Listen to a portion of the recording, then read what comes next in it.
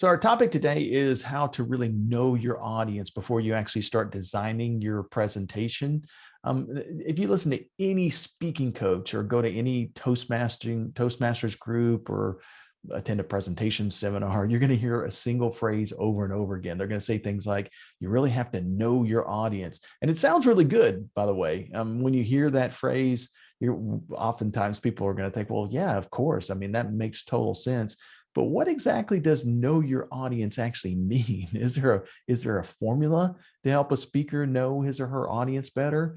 Well, as a matter of fact, yes, there is. And in fact, every single presenter should use this formula before creating any speech or any PowerPoint slide or slideshow, because the answers that you're going to get from following the formula that I'm going to lay out to you today will greatly change the content that you cover in your presentation. The answers will also allow you to change your delivery so that your audience is more likely to agree with you. Basically, they're going to buy what you're selling to them.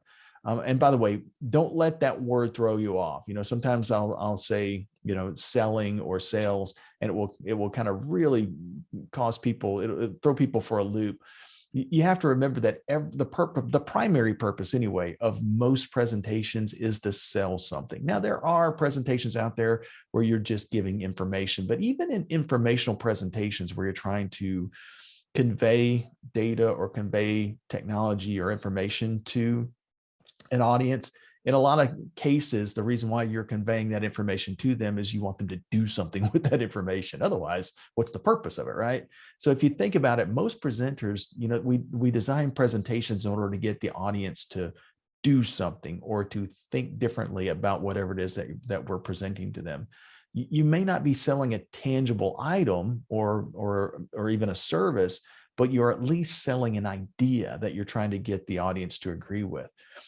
It's funny because earlier this week here at my office, I had one of my instructors, one of our very best instructors, that said something to me it just made me very sad when she said it. She said, "You know what? I don't think I'm really good at selling." And that phrase it made me sad for a couple of reasons. First, because selling or persuading is absolutely by far the most important skill to success and happiness, just in just about everything that you do. And then second, this particular person who told me this, she is actually one of the most persuasive people that I know.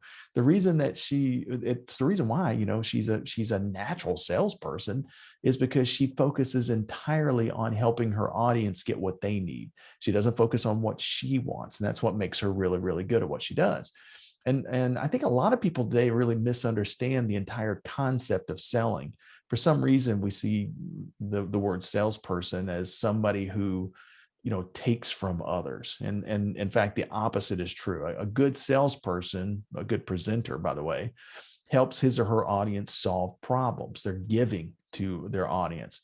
I'll give you an example of this kind of in real life. My wife and I, mostly my wife, by the way, recently we hired a person to do our yard work for us. Raymond.